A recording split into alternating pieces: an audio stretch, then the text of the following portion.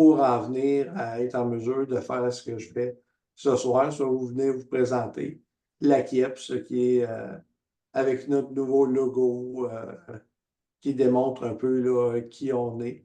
On est là pour les personnes avec le mortier qui représentent nos diplômés. L'Association québécoise pour l'équité et l'inclusion au poste secondaire, ben, ça a été créé en 91. Ça a été par et pour des personnes étudiantes en situation de handicap à l'époque du collège Dawson et de l'université McGill. Les étudiants en situation de handicap avaient des problèmes à avoir des accommodements, puis ils ont créé la KIEPS comme organisme de défense puis de promotion de leurs droits à l'équité et à l'inclusion. C'est ce qu'on fait là, depuis 1991. La KIEPS, en gros, c'est l'organisme qui représente toutes les personnes étudiantes en situation de handicap au niveau postsecondaire au Québec. On n'est pas connu, c'est pour ça qu'on commence là, à être plus présent sur les réseaux sociaux avec notre adjointe administrative qui est aussi responsable des communications. Nos objectifs, ben, c'est faire la promotion de la défense des droits et des intérêts des personnes étudiantes en situation de handicap. C'est vraiment là, ça, là, c'est notre objectif premier, c'est notre mission. On est là pour diffuser l'information puis sensibiliser la population, autant le corps professoral que la population en général, sur tous les aspects de la vie qui concernent nos personnes en situation de handicap. Bien évidemment, il y en a qui ne comprennent pas qu'avec le handicap vient d'autres des problématiques du style les rendez-vous médicaux, l'énergie qui n'est pas toujours la même d'une session à l'autre. Une session peut être à temps plein, une session va être à temps partiel parce que notre situation ne le permet pas. On est là aussi pour encourager l'embauche des personnes étudiantes et diplômées en situation de handicap. C'est une nouvelle version. C'est ça, ils ne touchaient pas à ça. Avant, c'est quelque chose qu'on touche maintenant. Pour nous autres, c'est important qu'il y ait un suivi, pas juste dire aux écoles, ben, donner l'éducation de façon équitable et inclusive, mais il faut que la société suive. Ça implique que les employeurs soient conscientisés à ça. Malgré qu'il y en a de plus en plus, là, je vais en parler un petit peu plus tard, là, on a été invité à quelques endroits là, pour aller faire des présentations sur comment interagir avec les personnes qui viennent de sortir des études puis qui sont en situation de handicap. On peut passer après les objectifs, Maud. Je vais vous donner quelques petites statistiques là, qui parlent d'eux autres mêmes. Là. On a 15,8% des personnes en situation de handicap qui détiennent un diplôme d'études collégiales, contre 18,2% des personnes sans handicap. Il y a un petit 3%, là, ça peut paraître pas beaucoup de personnes, mais quand on met ça à l'échelle provinciale, ça représente beaucoup de personnes. On a 18,2 personnes qui détiennent un diplôme universitaire. Là, l'écart est encore plus grand, parce que là, on en a 25% chez les personnes sans handicap. Puis, parmi les personnes en situation de handicap de 15 à 64 ans, il y en a environ 54,7% qui ont un emploi, contre 75,3% des personnes sans handicap, selon l'OPHQ. C'est cette statistique-là qui me dérange beaucoup, moi. Ce qui est encourageant, c'est qu'à l'université, ça c'est récent comme étude, là, c'est l'Association québécoise là, des intervenants et des conseillers en situation de handicap au poste secondaire qui ont dénoté que le nombre de personnes, ça a presque doublé sur 5 ans. Présentement, là, on est autour de 26 621 personnes en situation de handicap qui sont aux études. à l'université seulement. Ça inclut pas ça le cégep puis tous les centres professionnels. Fait que, c'est très encourageant de voir des statistiques comme ça. Fait qu'on on voit que les personnes en situation de handicap veulent intégrer la société pleinement. Et on va en parler plus tard là, quand on va arriver au programme de bourse, mais on en a de tous les types de handicaps qui vont loin dans les études ou qui vont loin dans le travail. On peut avancer, Maude. Bon, nos activités. On a des collaborations. On collabore avec il y a le programme qui s'appelle WORB. Ça, c'est avec un organisme qui est basé à Toronto, qui s'appelle NEEDS. C'est, dans le fond, c'est ça, c'est l'association canadienne qui représente les personnes étudiantes en situation de handicap, mais à la grandeur du pays. Le WORB, c'est un projet, ça, de mentorat, puis de partenariat avec présentement Poste Canada pour l'intégration soit de stagiaires ou de personnes en emploi au sein de Poste Canada. Puis ça, c'est à tous les niveaux. C'est ça qui est intéressant de ce projet-là. C'est qu'ils veulent aller chercher dans les bassins d'étudiants qui sortent avec des métiers, que ce soit les mécaniciens, que ce soit des actuaires, à tous les niveaux hiérarchiques. Ils sont intéressés à avoir des personnes qui sont en situation de handicap. Il y a aussi l'Observatoire sur la santé mentale qui a un projet de recherche en lien avec les personnes étudiantes en situation de handicap auxquelles on participe. On est là pour les représenter, nos membres.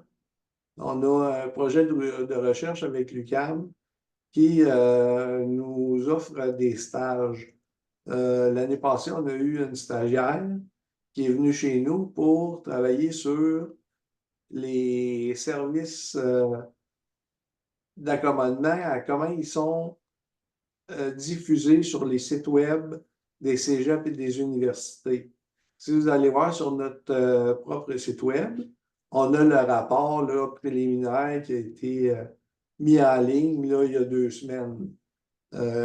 Puis cette personne-là qui était à l'époque à la maîtrise et maintenant au doctorat, ben on l'a embauché. On a assez aimé son travail qu'il était encore avec nous autres. Puis son doctorat est justement sur les sciences de l'éducation là, pour le personnel enseignant en situation de handicap. Donc, ça cadre bien avec nous autres, puis elle nous donne un méchant bon coup de main. Ça vaut la peine d'aller voir ce rapport-là, il est très intéressant. Il démontre qu'il y a une disparité au niveau de la diffusion des informations sur les services, déjà au niveau juste des sites web. Puis là, la prochaine partie de cette étude-là vise les services qui sont réellement offerts. Parce que ça aussi, on a hâte de voir, est-ce que les services qui sont annoncés sont bien offerts et puis équitablement. On a une portion qui est l'éducation, on participe à des événements, à des congrès, on a des balados que vous pouvez aller voir, là, on en a présentement 2 sur notre site web, un 3e en préparation, sur toutes sortes de sujets. Il va y avoir des capsules vidéo éventuellement là, sur les droits, les accommodements raisonnables, un peu tout ce qui peut, l'aide financière aux études. Puis c'est ça. Puis on met des articles là, importants sur notre site Internet. Nos projets de recherche, bien, sont surtout sur l'accessibilité aux études au postsecondaire. Et ça, c'est pour la portion de nos activités. Dans les projets de recherche qu'on a, on veut évaluer les pratiques inclusives des établissements postsecondaires du Québec, puis les mesures d'aménagement. Parce qu'on a réalisé sur les sites web que la majorité, si de ma mémoire est bonne, c'est 83%, n'ont pas de carte identifiant, par exemple, où sont les toilettes accessibles. Fait que pour une personne qui est en fauteuil roulant, faut que tu saches où tu t'en vas. Si tu as une envie d'aller aux toilettes, tu peux pas attendre une demi-heure là, pour chercher, là. Aussi, il faut que tu prennes un endroit où il y a un ascenseur, puis que tu n'as pas la clé pour utiliser cet ascenseur-là. Ça peut être un problème. Fait que, on veut identifier les enjeux associés aux pratiques, puis formuler des recommandations pour pallier à ces enjeux. Puis, dans le fond, ce qu'on veut, c'est standardiser les pratiques dans les établissements. On veut éviter ce que je disais, la disparité des services qu'on entend parler présentement. Ben, on veut enlever ça, là. On veut que le gouvernement prenne action là-dedans, puis mettre une standardisation des services. Parce que présentement, ce qu'on vit, c'est que nos étudiants ou nos membres, ils sont obligés de magasiner leur programme selon, par exemple, pour moi, là, qui est en fauteuil roulant motorisé, c'est pour les aménagements physiques. Il faut que l'université, tu sais, il faut choisir mon université en fonction d'être capable d'aller partout sans être en face, par exemple, d'un escalier où le cours se donne au deuxième, puis je ne peux pas monter parce qu'il n'y a pas d'ascenseur, là. Fait que ça, c'est des choses qui se vivent toujours, ça. Fait qu'on veut passer par-dessus ça, et on veut sensibiliser le gouvernement pour amener ces choses-là. Ben, dans mon cas, moi, j'ai choisi de régler mon problème. J'étudie à distance. Fait que j'ai choisi une université qui ne peut pas me mettre des bâtons dans les roues. On peut passer à la prochaine. Le formulaire 10-15, ça, c'est quelque chose dont on entend parler souvent. Euh, c'est le formulaire qui va nous permettre de déclarer, on appelle ça un DFM, là, voyons, une déficience, comment c'est, voyons, j'ai perdu la définition. Ah, Maude, viens à mon secours. L'ADFM,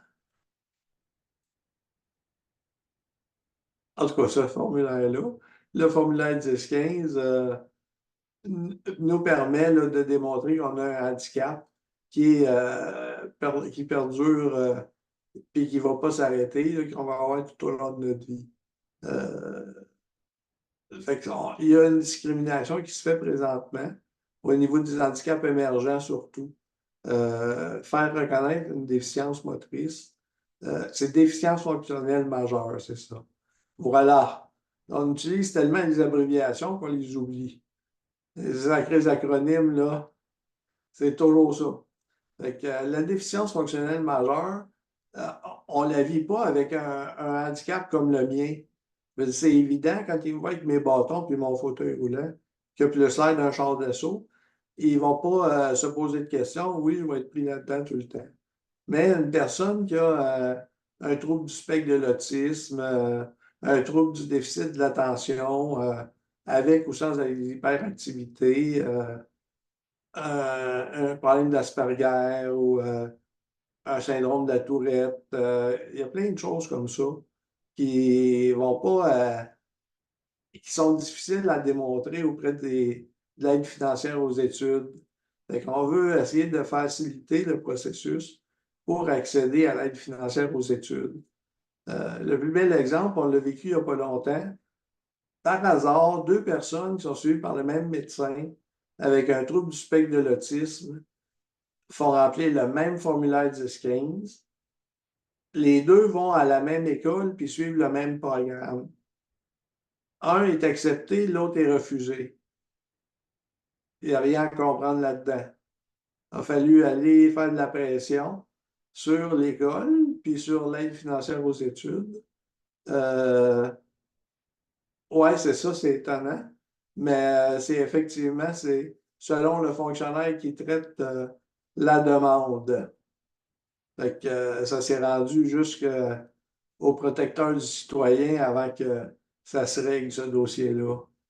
Il y a d'ailleurs le Bureau de l'aide juridique de Montréal qui regarde pour la possibilité d'aller en cour supérieure avec le formulaire 1015 qui est discriminatoire.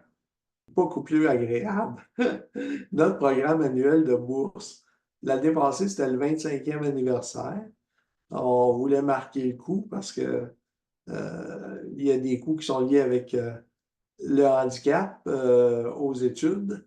Et le programme de bourse, ben, annuellement, remettait, dans sa plus grosse année, a remis 15 000 en bourse. L'année passée, on a réussi à en remettre là, 35 bourses pour un total de près de 40 000 Fait que c'est 35 personnes qui ont reçu des bourses de 1 000 à 1 500 qui leur permettent là, de poursuivre leurs études.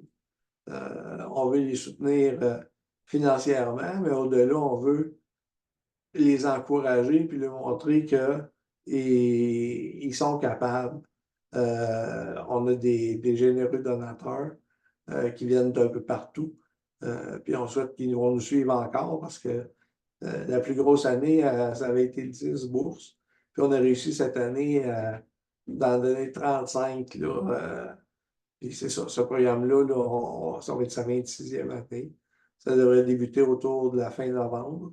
Puis ça s'en va jusqu'au mois de février. Puis normalement, les bourses, on les remet vers le mois d'avril, là, fin avril, pour que les étudiants puissent préparer leur rentrée d'automne ou régler certaines dettes là, de la session du printemps. Fait que, Est-ce ça, que c'est c'est quelque chose.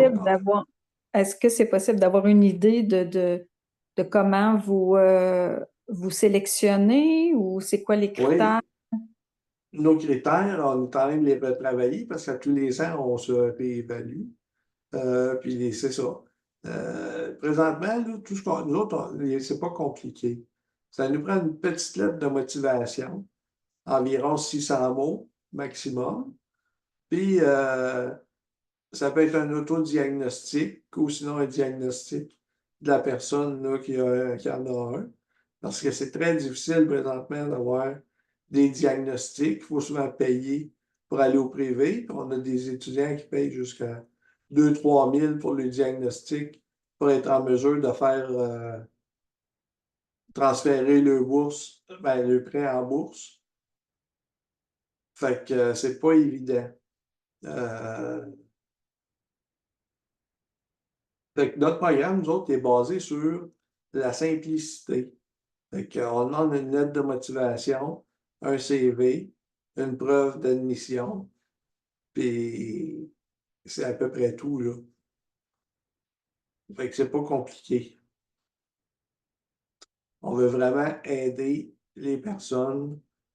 Et on ne demande pas de budget, on ne demande pas de ce que les étudiants vont faire avec ça. Tout ce qu'on veut, nous autres, c'est être en mesure de les aider. Parfait, merci. C'est ça qui est notre programme annuel de bourse. Vous allez voir ça sur notre site web aussi. Là, on a certains étudiants qui ont laissé des petits mots.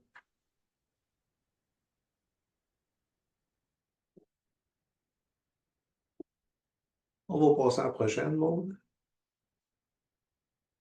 Les activités qu'on a, ben, on a commencé cette semaine. Mardi, on a eu notre premier café rencontre qui était sur le thème de la rentrée. Ça a été super intéressant. On veut briser l'isolement. Puis c'est effectivement ce qu'on a réalisé. Ça a brisé l'isolement. Les personnes qui étaient présentes, c'est ce qu'ils ont dit. Là. Ils sont contents là, parce qu'ils peuvent rencontrer des personnes. Il faut penser qu'il y a certaines personnes qui ont des handicaps au niveau du système immunitaire. Non, j'ai un beau petit maringouin ici qui s'amuse à venir me gosser. Donc, c'est ça. Fait que le café rencontre a pour but de lui donner un coup de main à briser l'isolement, à discuter des choses dont ils veulent discuter. Fait que, on les a demandé comment s'était passé leur rentrée, puis les discussions ont tourné autour de plein de choses. Fait que ça a été vraiment super agréable. Le prochain devrait avoir lieu là, à la mi-octobre. On invite les personnes là, à devenir membres. puis à venir nous rejoindre, que ce soit pour un projet d'études ou un projet de retour aux études ou n'importe quoi. Le monde peut devenir membre chez nous, puis juste passer sur le site web. On a un projet de porte-parole. On va avoir des ambassadeurs partout au Québec. Comme on couvre le Québec en entier, nos bureaux étant situés à Montréal, j'ai 2 personnes qui sont situées à Montréal, qui vont travailler au présentiel au bureau. J'en ai une qui est sur la rive sud, puis moi, je suis sur la rive nord. Puis au niveau du CA, ben, j'en ai un peu partout au Québec. Fait que, mais au-delà de ça, on veut des personnes étudiantes en situation de handicap comme ambassadeurs ou porte-parole pour nous autres. C'est un de nos projets à venir. Puis on a un projet qui va s'étaler sur plusieurs années, qui est la tournée des établissements. On veut aller faire le tour de tous les cégeps, de toutes les universités, puis par la suite des centres professionnels pour faire un état des lieux sur l'environnement physique, les personnes qui donnent les conseils, puis rencontrer les directions de ces établissements-là pour les sensibiliser à l'importance de l'inclusion des personnes qui sont en situation de handicap au sein du système scolaire. C'est nos activités à venir. Puis si ma mémoire est bonne, c'était la 30 dernière, ça. Hein? Ben oui, voilà. Là, on finit ça avec trouver des solutions ensemble. C'est notre petit slogan, ça. C'est ça qui est notre présentation. On va passer aux questions.